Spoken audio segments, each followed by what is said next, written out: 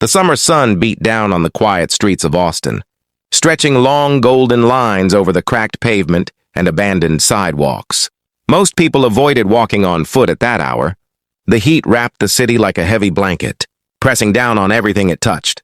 But little Elijah walked anyway, a small figure in an oversized faded t-shirt, clutching an empty water bottle that felt lighter with each step he took. He was only 11, though his face carried a seriousness that didn't belong to children. He walked with steady, careful steps, as if he had long ago learned that life responded better to patience than complaining. He lived with his Aunt Hannah in a small, worn-down house at the edge of the neighborhood. She wasn't cruel, just distant, silent, and often tired. She treated Elijah more like a responsibility that she had been forced to accept than a child who needed warmth. She always insisted that the tap water at home was too polluted for her sensitive stomach, so Elijah had to walk all the way to the city fountain to fill the water. Containers every day. It was a long walk, especially in the heat, but he never argued. He had learned early that arguing rarely brought him anything good. As he walked, the wind barely stirred, and even the birds hid in the shade. The road ahead shimmered like a mirage. Elijah wiped sweat from his forehead using the back of his hand, and hugged the bottle to his chest to prevent any stray dust from sneaking in. He knew his aunt would be upset if he returned with dirty water.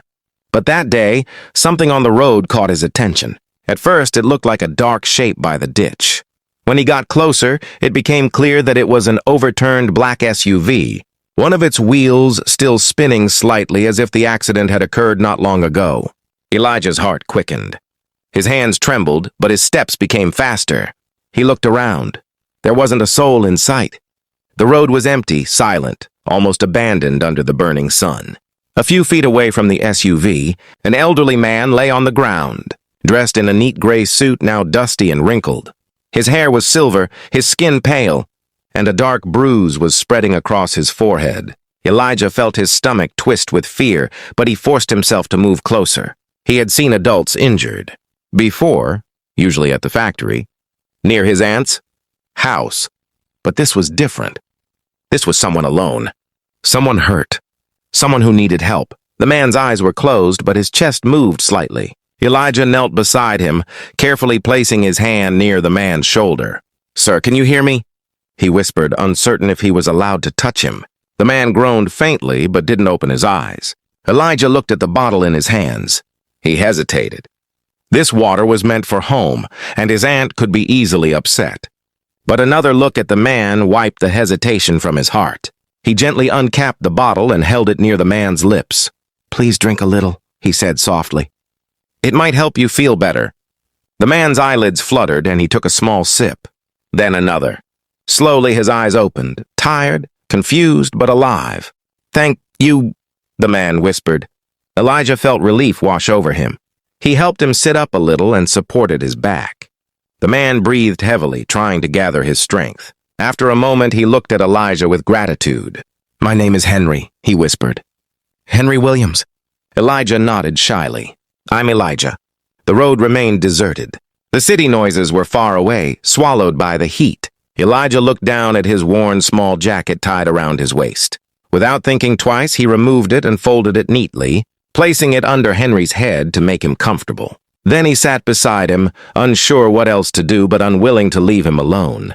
To keep Henry distracted, Elijah began talking softly about the city fountain, about the trees that had blossomed early this year, about the sweet smell of freshly cut grass from the schoolyard.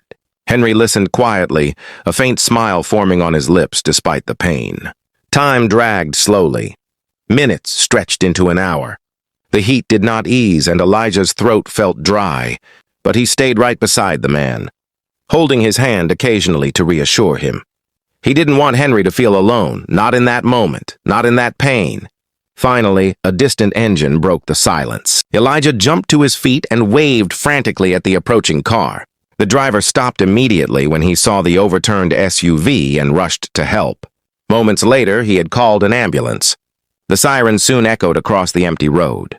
As Henry was lifted onto the stretcher, he reached into his pocket with trembling hands and pressed something into Elijah's palm. It was a business card with two simple words, Henry Williams, CEO. Henry held Elijah's hand tightly. "You saved me," he whispered. "I won't forget you." Elijah wasn't sure what a CEO was exactly, but he nodded politely. He watched the ambulance drive away, feeling strangely heavy inside. He didn't know why, but letting Henry go felt like losing something small but important. 2 weeks passed. The incident faded for everyone else, but Elijah still remembered Henry's tired smile and the warmth of his hand. He wondered if Henry was all right. He wondered if Henry remembered him at all. Then, one afternoon, a black SUV pulled up in front of Aunt Hannah's small house. Elijah froze on the porch, gripping his battered book, the one thing he always carried for comfort. Out of the SUV stepped Henry, healthier now, his face bright, followed by a woman with kind eyes. Aunt Hannah came out, confused, wiping her hands on her apron. Henry smiled warmly at Elijah. "You didn't think I'd forget you, did you?" he said gently. Elijah felt his cheeks warm, unsure what to say. Henry's wife stepped closer. "We came to thank you, sweetheart," she said, kneeling slightly to be at his height. "Henry told me everything." "You saved his life. You stayed with him when nobody else did." Elijah looked down, embarrassed but touched. Henry took Elijah's hand. "We want you to come live with us," he said softly. "To be part of our family. A real family, one where you'll be loved, cared for, and never feel alone."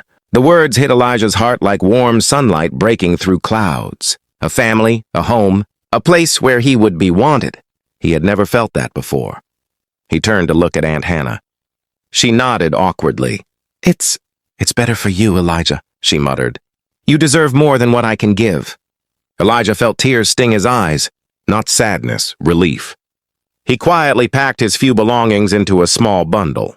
His favorite book, a couple of worn shirts, a pencil, a small stone he had collected long ago because its shape comforted him. That was all he owned. But for the first time, it felt like enough. Henry opened the back door of the SUV, the same model as the one from the accident, but brand new. Elijah climbed in, holding his bundle on his lap. He glanced back once at the house where he had lived but never truly belonged. Then he looked forward, toward the road stretching into the city, into something new. As the SUV started moving, Henry gently placed a hand on Elijah's shoulder. "You're safe now," he said. "You're home." Elijah leaned back in the seat, feeling warmth wrap around him, not from the sun this time, but from something deeper. He had discovered that a family isn't always made of blood. Sometimes it's made of people who appear at exactly the right moment, ready to open their hearts. A simple act of kindness on a dusty road had changed everything. For Henry, for his wife, and for Elijah, it had tied their destinies together in a way none of them could have imagined. And as the SUV drove toward the sunset, Elijah held his book close, his heart full for the first time. He wasn't just moving to a new house. He was stepping into a new life, one where he was loved, cherished, and finally home.